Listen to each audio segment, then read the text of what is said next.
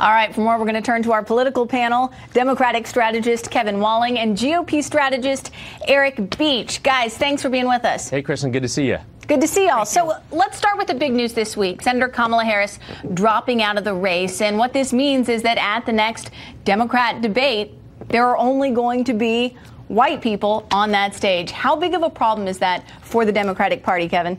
Yeah, Kristin, it's a huge problem, right? We started this cycle with the most diverse group of people running for president, more women on that stage, more people of color. And I think that's certainly problematic, especially heading into the general election. We've got to rebuild the Obama coalition, which was truly representative of America, that successfully elected him in 2008, sent him back to the White House in 2012. And it's up to our candidates at the top to rebuild that coalition against Donald Trump. Now, Eric, there are still two women that are going to be on that stage, one gay man, Mayor Pete Buttigieg. Do you agree with Kevin that this is a problem for the Democratic Party, Eric?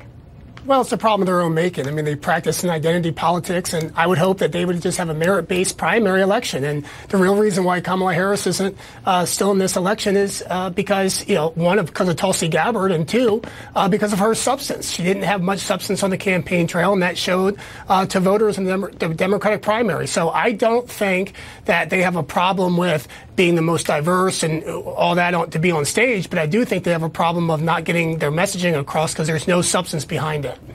Well, Mike Bloomberg says, hey, this is the voters' problem, right? He said, this field started out with quite a bit of diversity, and he says, it's not his fault. It's the voters' fault for, winnowing down this field before all of these debates can finish taking place. But Cory Booker has he said some pretty choice words from Mike Bloomberg. Let's play the clip, and I'm going to get your reaction on the other side. Watch this. Voters will determine the outcome of this campaign, and black women voters in particular will have a very large impact on our ability to win. And so I'm just going to say it plain. It is a problem that we now have an overall campaign for the 2020 presidency that has more billionaires in it than black people. More billionaires than black people. Eric, your response?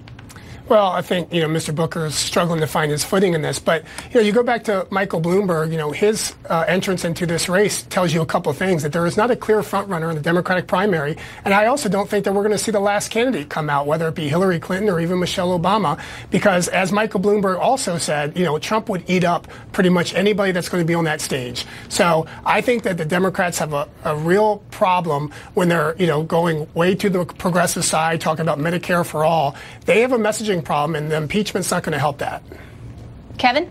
Yeah, to Eric's point, I think a number of our candidates in recent polling are neck and neck with the president in a lot of our key battleground states. So I am hopeful that any one of the top tier candidates can take on this president and win. We saw a flash of kind of anger from Joe Biden, for example, on the No Malarkey bus tour that wraps up today, taking the fight to that voter. It was kind of wild to see. But I think voters want to see that kind of tenacity when it comes to their nominee, especially getting in the fight with Donald Trump.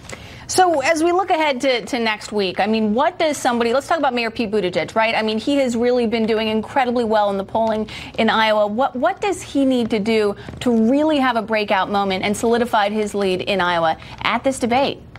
Yeah, Kristin, it's a great question, right? When you're on top, when you start to get all the incoming, right? And you're seeing some attacks from Senator Warren on transparency and his business practices. You're seeing some attacks from Bernie Sanders on his college affordability plan.